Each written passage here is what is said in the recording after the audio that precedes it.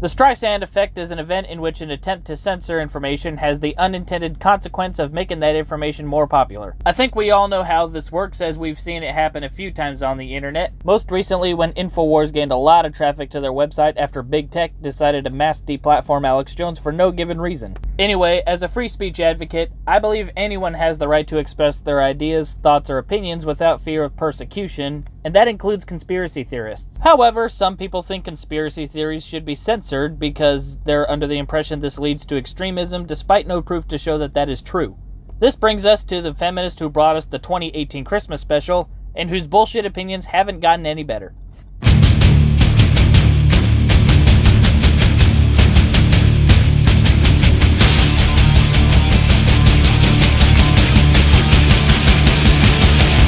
Hey everyone, and welcome back. So today I'm revisiting Rebecca Watson as she complains that YouTube isn't censoring enough conspiracy theorists, complaining that she herself is getting censored for spreading conspiracy theories, and doesn't see the irony of her arguments. Well, I'm here to educate her on how free speech works, so buckle up for a good old hey dude mansplaining session.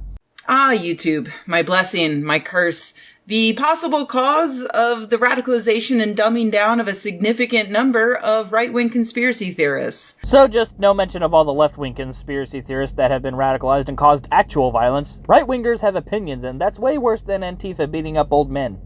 A new study from scientists at UC Berkeley has found that despite promises to do better, YouTube still has a problem with recommending conspiracy theory videos way too often to the average viewer. Why the hell should I care what UC Berkeley has to say when they blatantly support Antifa and allowed their campus to get so dangerous it costs almost $100,000 in security for conservatives to give an hour-long speech? I guarantee you they're counting anyone that isn't woke to be a right-wing conspiracy theorist, so fuck what they think.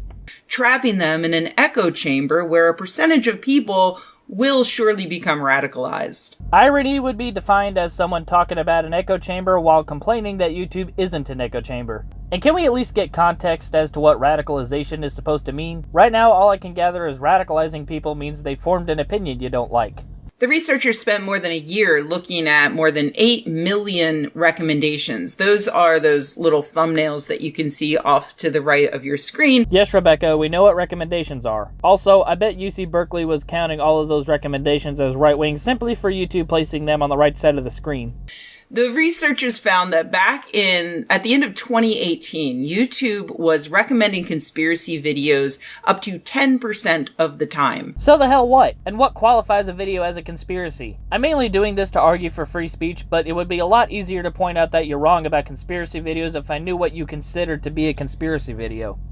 In the spring of 2019, the company promised to fix its shitty algorithm to stop pushing audiences to watch that garbage. Well, your first mistake was believing that YouTube was going to fix anything. Their algorithm has been fucked up for so long that I'm not sure if that's what's preventing me from growing or if I'm just not good at this YouTube thing. Not to mention, Sinatra has been demonetized for the better part of a year, and they can't even be fucked to answer him as to why. I think it's safe to say that YouTube doesn't give a shit about its creators anymore, and the sooner you accept that, the sooner you can quit being surprised when they don't fix anything.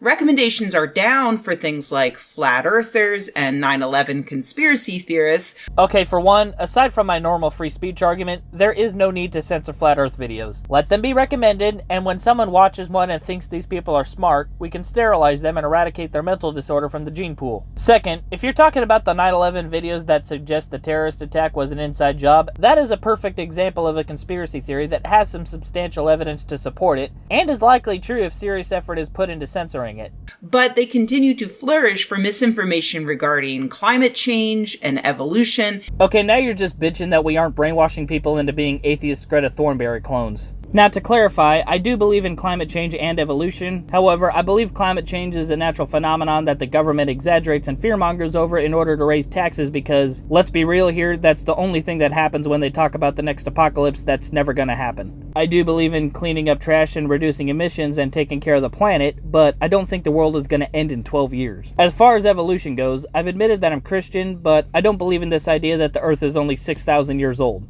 That's never stated in the Bible to begin with, and come on, do you really expect me to believe that God created everything in 6 days on a whim before taking a 24-hour nap? I believe God played around with different things and it eventually evolved into the world we know today. Anyway, those are just my beliefs, and an example to use for a question. If I made a video about each of the previous opinions I hold, would those be considered conspiracy theories? And if so, why would those ideas need to be censored? What's wrong with challenging people with the idea that maybe God and evolution can coexist and both be factual? Why can't we consider that maybe climate change isn't going to end the world and is either a hoax, a natural phenomenon, or even something that the living beings on Earth can adapt to as we have for every other happening in existence? The point being is we have the marketplace of ideas, and those ideas need to be out there uncensored so that debates can happen and the winning thought can be used to improve society. That is the natural order of things, whereas you just want to brainwash people into being sheep that all believe in the same thing based on your subjective opinion on what is fact. Alright, tangent over, back to the video. And even things like QAnon and Pizzagate conspiracies, which the researchers note were described by the FBI as very likely to motivate some domestic extremists to commit criminal, sometimes violent activity. X to doubt, considering I've never seen an act of violence committed in the name of those conspiracies, and if there happens to have been a case of violence that I don't know about, still doesn't compare to the violence that comes from the political left over severe cases of Trump derangement syndrome. So this research shows that YouTube has made an effort, but it also shows that they could make much more of an effort. I suggest they put in absolutely no effort and only take down videos if they actually break the law. It's not YouTube's responsibility to police what people see or believe, nor is it any of your fucking business what people want to watch or believe. I will note that this paper is not without its problems. The first problem being that it was written in the first place. For instance, by necessity, all of their data on recommendations came from a logged out account. So the leftist university UC Berkeley conducted a biased study using shitty data and barely any facts? Well, imagine my shock.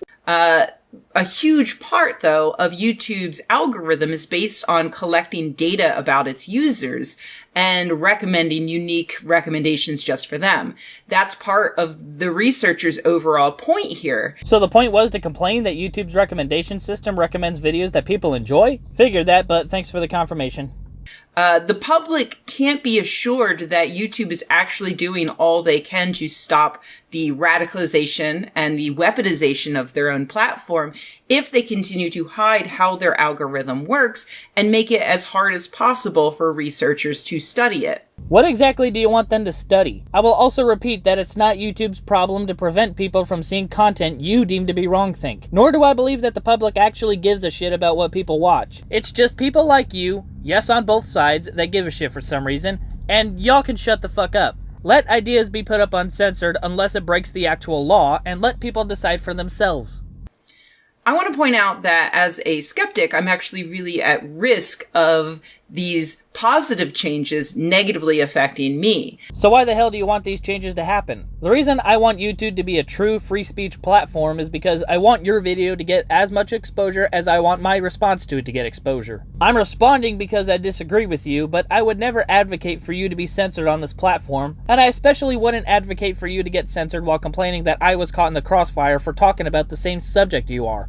It's great if YouTube's algorithm is recommending conspiracy theory videos less, but it's not great if it can't distinguish between a video that promotes a conspiracy and one that refutes or questions it. The only thing dumber than suggesting YouTube should be policing content to begin with is the fact that you're willing to debunk conspiracy theories you think to be wrong, but you want YouTube to hide the side that you disagree with. Why not stick to debunking that content while accepting their right to have that opinion? Whether intentionally or not, you are suggesting that you want everyone to only see your opinion and not the other side's opinion, and that's fucking wrong. Hell, the reason I mostly do response videos is specifically so people can see the other argument while I make my own. For instance, I've now made 3 videos discussing the science and myths of COVID-19. Oh great, now the video's infected with the virus. Hope y'all got toilet paper. Or coronavirus, and all 3 have been demonetized, which also means that they're being recommended less. Oh no, since this isn't happening to literally a majority of content creators. And ironically enough, it's because of people like you complaining that YouTube doesn't censor enough. As a test, I even asked for one of them to be reviewed, and they came back and said, nope, you don't get any ads still. You know, some people don't even get an answer, so check your privilege. And back in 2018, YouTube completely removed my video debunking the idea of crisis actors. That was bullshit, I will agree. YouTube claimed that my video included predatory behavior, stalking, threats, harassment, bullying, or intimidation, though I hadn't even mentioned any conspiracy theorists specifically. Yeah, and YouTube also removed Drunken Uncle's video taking the piss out of Whitney, Wisconsin for literally fucking dogs while leaving Whitney's original video up. So aside from wondering why you're so gung-ho for censorship, it also begs the question of why you want YouTube to continue to police content when they quite clearly suck at it. You're like those people that want the government to control healthcare due to the issues the industry has, even though the government is the reason for the industry having those problems to begin with. I'm gonna skip over her story of appealing the video's removal, but spoiler alert, she got it reinstated. So with these blanket bans, YouTube is actually disincentivizing science communicators from doing really important education about topics that people want to know more about. So you're complaining about this while advocating for YouTube to censor information that you don't want people to know about? Wow, the lack of self-awareness is deafening. Is it worth cutting back on misinformation if you're also cutting down on true information? No, it's not. The marketplace of ideas is for debating truth and fiction, not the algorithm on YouTube's hard drive. What if the only videos about a topic that still sneak through that ban are the ones made by people who are purposely trying to evade the ban? Well, what do you know? People will try to outsmart the algorithm when they're censored. Who'da thunk it? Honestly, if they really do have humans on hand to review videos before they're removed, demonetized, or limited in recommendations, I would be fully on board with them increasing the number of topics that they crack down on. Oh, so now you want more censorship by the people you're claiming suck at censoring, and despite censoring people not being a thing that works. Nice logic there. But then we get to this problem that we are expecting YouTube to have higher standards than, for instance, the History Channel, a mainstream cable network that regularly gives a platform to the idea that ancient Egyptians, for instance, were too stupid to build the pyramids, so it must have been aliens. And again I ask, why should YouTube censor that? And what's wrong with the History Channel showing a documentary about that theory? There are a lot of documentaries exploring the inspiration for many conspiracy theories, and honestly, the censorship of that information usually makes people believe in said theory even more. If it's just a conspiracy theory, then there's no need to censor it. And when it comes to climate change, the President of the United States thinks it's a Chinese hoax, so we'd be expecting YouTube to censor him if he uploaded a video on it. Impressive. Every word in that sentence was wrong. Or we could expect YouTube to let him talk about it because he has the same right to freedom of speech as you and I do. You're walking into dangerous territory when you're suggesting we censor even the president for having an opinion you don't like. And no, that is not to say the president is above criticism. Even as a Trump supporter, I acknowledge there's plenty to criticize him for.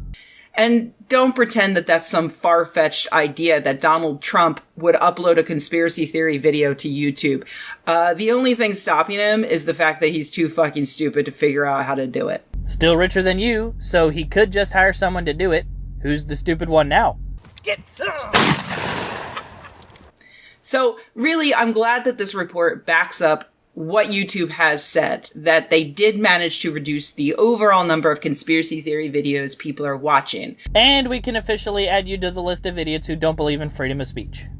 I hope that they keep working on it and at least make an effort to help more researchers learn about what's happening on their platform before we have yet another QAnon mass murderer in the news who was radicalized on YouTube. No one was radicalized on YouTube unless they found content by someone directly encouraging them to commit an act of violence. If that were the case, yes, the video should be removed from YouTube because it promotes and calls for violence, which is against the law. But that is not what you're talking about. You're talking about videos that you consider to be wrongthink because you've been brainwashed into thinking that right-wing opinions are worse than the actual violence of groups like Antifa.